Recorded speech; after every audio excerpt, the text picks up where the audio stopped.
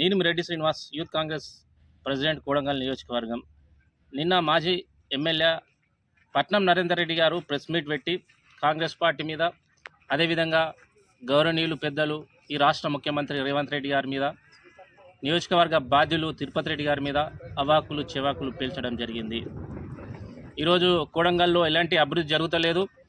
మొన్న జరిగిన స్థానిక ఎన్నికల సర్పంచ్ ఎన్నికల సందర్భంగా మేము నైతికంగా మేమే గెలిచినామని చెప్పడం జరుగుతుంది. నిన్న చెప్పడం నేను పట్నం నరేందర్ రెడ్డి గారికి సూటిగా ఒక క్వశ్చన్ అడుగుతున్నా. సార్, మీరు ఎన్ని స్థానాలు పోటీ చేసిండ్రు? మొత్తం దాదాపు కొడంగల్ నియోజకవర్గంలో 183 స్థానాలు ఉంటే అందులో మీ అభ్యర్థులు అంటే మీరు మద్దతు పలికిన బీఆర్ఎస్ పార్టీ మద్దతు పలికిన అభ్యర్థులు ఎంతమంది పోటీ చేసిండ్రు? అందులో గెలిచినోళ్ళని ఎంతమంది? మీ పార్టీలో ఉన్నటువంటి అంటే పేర్లు చెప్పరాదు ఈరోజు మీడియా ముఖంగా, కానీ మీ పార్టీలో ఉన్నటువంటి మండల అధ్యక్షులు, తాలూకాలు ఉన్నటువంటి గొప్ప ఒక స్థాయిలో ఉన్నటువంటి నాయకులు సైతం కాంగ్రెస్ పార్టీ అభ్యర్థిని గెలిపించిండ్రు. ఎందుకంటే కొడంగల్ నియోజకవర్గం ముఖ్యమంత్రి రేవంత్ రెడ్డి గారి నియోజకవర్గం. ఇక్కడ కాంగ్రెస్ అభ్యర్థులు గెలిస్తేనే, కాంగ్రెస్ పార్టీ మద్దతుదారులు గెలిస్తేనే ఇక్కడ అభివృద్ధి జరుగుతుందని ఈరోజు నీ పార్టీకి సంబంధించిన ఏదైతే మండల స్థాయి అధ్యక్షులు కావచ్చు, అదేవిధంగా తాలూకా స్థాయి నాయకులు సైతం ఈరోజు మా పార్టీకి సంబంధించిన మా మద్దతుదారులు గెలిపించారు. దీన్ని ఏమంటారు? నిజంగా నీవు అంటున్నావు కదా, నైతికంగా మీరే గెలిచింది అంటున్నారు. మీ అనుకున్నటువంటి మీ నాయకులను ఒక్కసారి మనసు ఇప్పి 4 గోడల మధ్య కూర్చొని మాట్లాడు. ఈరోజు ఎవరు గెలిస్తే డెవలప్మెంట్ జరుగుతుందంటే ఫస్ట్ మీ క్యాడరే చెప్పింది.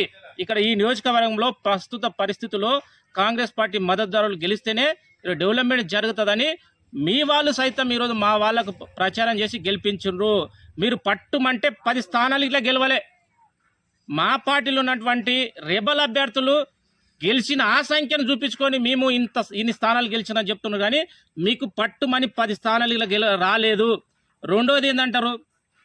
ఇంకొకటి, మీరు చాలా చాలా చాలా మాట్లాడుతున్నారు. కొడంగల్ నియోజకవర్గంలో మొన్న దుద్యాలు కావచ్చు, కోజిల కావచ్చు, మాకన్నా ముందు తెలంగాణ ఉద్యమంలో యాక్టివ్ ఉన్నటువంటి చాలామంది నీ నాయకత్వం వ్యతిరేకించారు. పట్నం నరేందర్ రెడ్డి అనేక విధాలుగా ఇబ్బంది పెడుతున్నారు, ఇక్కడ డెవలప్మెంట్ని అడ్డుకుంటున్నాడు అని ఫిర్యాదులు చేసిన వ్యక్తులు మీ వాళ్ళు. ఈరోజు కొడంగల్ నియోజకవర్గాన్ని ఏదైతే అభివృద్ధిని అడ్డుకున్న వ్యక్తులుగా మీరు చిత్రీకరించబడుతున్నారు. అది వాస్తవం. ఏదో మా ముఖ్యమంత్రిని పట్టుకొని, మన ముఖ్యమంత్రిని పట్టుకొని ఈరోజు డెవలప్మెంట్ జరుగుతలేదు కోజిలో కానీ కొడంగల్ కానీ అంటున్నారు. అసలు మీ కళ్ళున్న కబోది వనాలనా, లేదంటే గుడ్డిగా కనబడుతున్న ఏదో రాజకీయంగా కేవలం దీని దుమారం లేపాలని మాట్లాడుతున్నారా? ఎంత డెవలప్మెంట్! మొన్నటికి మొన్న కొడంగల్ నారాయణపేట లిఫ్ట్కు సంబంధించిన పనులు శరవేగంగా ముందుకోతున్నాయి. అదేవిధంగా ఇక్కడ ఈ ప్రాంతానికి సంబంధించి హకీంపేట కానీ, పోలేపల్లి కానీ, కొడంగల్ కానీ, కోజి కానీ, మద్దూరు లాంటి ప్రాంతాల్లో అనేక స్కూల్స్ కావచ్చు, మెడికల్ కాలేజ్ కావచ్చు, అదేవిధంగా స్కూల్ బిల్డింగ్స్ కావచ్చు, రోడ్ల నిర్మాణం కావచ్చు, ఈరోజు మెడికల్ కాలేజు, అదేవిధంగా ఇంజనీరింగ్ కాలేజు, మహిళా డిగ్రీ కాలేజు, గవర్నమెంట్ ప్రభుత్వ జూనియర్ కాలేజీలు, ఇట్లా విద్యా వ్యవస్థ పరంగా వేగంగా పోతుంది. అదేవిధంగా సంక్షేమంలో రాష్ట్రంలోనే అగ్రగామిగా నిధులు కేటాయిస్తూ ముందుకోతున్న సందర్భంలో నీ గాలి దుమారం అనేది టీ కప్పులో తుఫాన్ లాంటిదే. మీరు ఎన్ని ప్రయత్నాలు చేసినా మిమ్మల్ని నమ్మే ప్రసక్తి లేదు. దాదాపు మళ్ళీ చెప్తున్నా, రేవంత్ రెడ్డి గారు పోటీ చేసిన రోజులు కొడంగల్ నియోజకవర్గంలో వేరే అభ్యర్థి గెలవడు. ఇది రాసి పెట్టుకో. మళ్ళీ మేము ఇంకా 2 ఏళ్ళు కంప్లీట్ చేసుకున్నాం, 3 ఏళ్ళు సక్సెస్ఫుల్గా కంప్లీట్ చేసుకుంటాం. వచ్చే 5 ఏళ్ళు ఇట్లా ఖచ్చితంగా కాంగ్రెస్ పార్టీ అధికారంలోకి వస్తుంది. గౌరవ ముఖ్యమంత్రి రేవంత్ రెడ్డి గారే మళ్ళీ రాష్ట్రానికి ముఖ్యమంత్రి అవుతారు.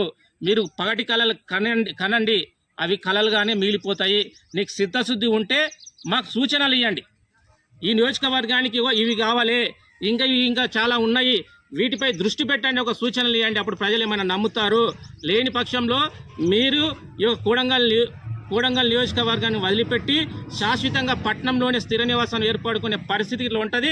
రేపు మొత్తం క్యాడర్ మొత్తం జిగజారిపోతుంది. మీ క్యాడర్ మొత్తం అభివృద్ధి వైపు వస్తుంది. రేపు సింగిల్గా నీ ఒక్కడో మాత్రమే ఇక్కడికి రావాలే, ప్రెస్ మీట్ పెట్టాలి. ఈరోజు ప్రెస్ మీట్లో 10-15 మంది కనబడ్డారు. రేపు వచ్చే ప్రెస్ మీట్లో 10 మంది ఇలా కనబడరు. దయచేసి ఒక సూచనప్రాయమైన, గౌరవప్రదమైన సూచనలు ఇవ్వండి. మీ మీద కాస్తో కూస్తో మర్యాద ఉంది. ఆ మర్యాదను కాపాడుకొని కొడంగల్ నియోజకవర్గాన్ని డెవలప్మెంట్ చేసే విధంగా మీ ఆలోచనలు, మీ సూచనలు ఉండాలని మేము చేస్తున్నాం. అదేవిధంగా కూడంగల్లో రేవంత్ రెడ్డి గారిది, అదేవిధంగా తిరుపతి రెడ్డి గారి పేరు నామరూపాలు చేస్తాని లక్ష్మణ పలుకులు పలుకుతున్నావు.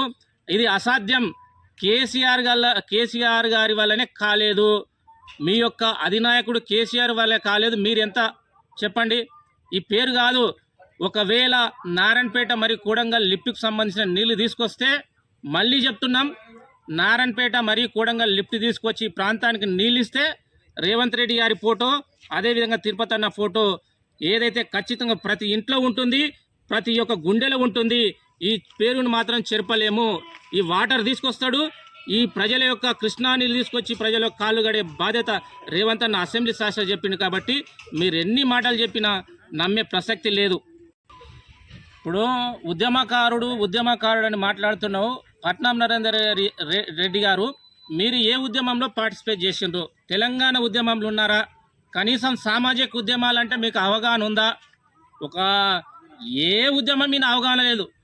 ఏదో రంగారెడ్డి పరిసర ప్రాంతంలో రియల్ ఎస్టేట్ ఏ విధంగా చేయాలి, డబ్బు ఏ విధంగా సంపాదించాలి, మిస్ అయితే నీకు ఒక ఉద్యమకారుల మీద ఓసు లేదు. కనీసం నీ చుట్టూ నీ కోసం పనిచేసిన వ్యక్తుల మీద కనీసం ప్రేమ లేదు. ఈరోజు చాలా చెప్తున్నారు కదా పేర్లు. ఇప్పుడు కోజ్గి పట్టణానికి సంబంధించిన ఉద్యమకారులు చాలామంది ఉన్నారు. కేసీఆర్ నాయకత్వం 2001కి వెళ్ళి నడిచిన ఉద్యమకారులు ఈ రోజు నీ ఎందుకు వస్తలేరు?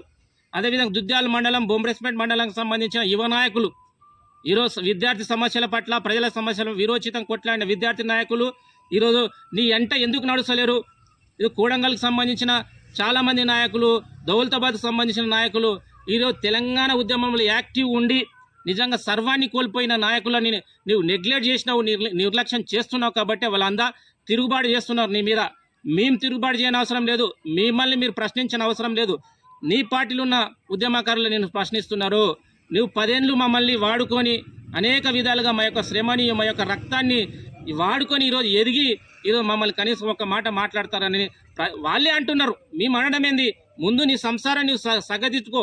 ఈరోజు రేవంత్ రెడ్డి గారి మీద, తిరుపతి రెడ్డి గారి మీద మాట్లాడే స్థాయి అయితే మీది కాదని నేను అనుకుంటున్నా. మాలాంటి వాళ్ళు సరిపోతారు. మళ్ళొక్కసారి మాట్లాడేటప్పుడు, ఇంకొకసారి మాట్లాడేటప్పుడు కనీసం విజ్ఞానంతో మాట్లాడితే తెలంగాణ సమాజాన్ని నమ్ముతుంది, అదేవిధంగా కూడంగల్ ప్రజలు నమ్ముతారని పట్నం నరేందర్ రెడ్డి గారికి హెచ్చరిస్తుంది.